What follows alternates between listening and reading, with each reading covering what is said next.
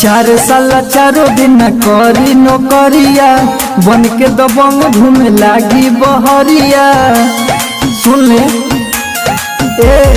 4 साल 4 दिन करी नौकरिया बन के दबंग घूमे लागी बहरिया। खबर चारों ओर फैली ओकर सनसनी। आर्मी लवर आतंकवादी बने तो देशवा के का होई सोचा तनी। आर्मी लवर आतंकवादी बने तो देशवा के का होई सोचा तनी।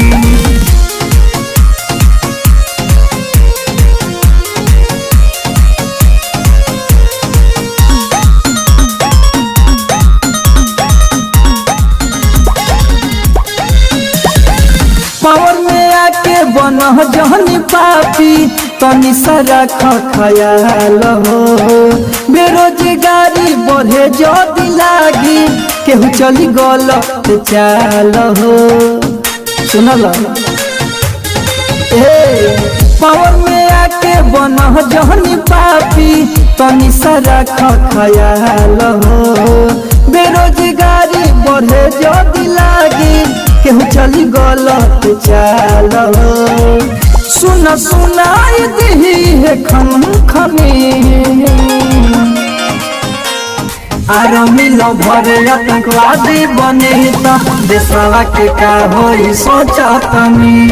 आर्मी लवर आतंकवादी बने तो देशवा के का होई सोचा तनी।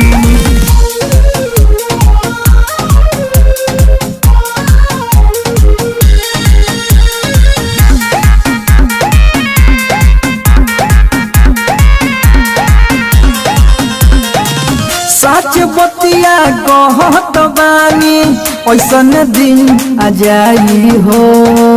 पेट के कारण मरी जब लोगवा केहू के ना चिन्ह पाई हो। सही बात भाई भविष्य के हो।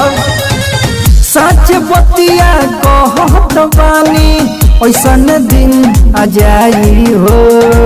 पेट के कारण मरी जब लोगवा केहू के ना चिन्ह पाई हो।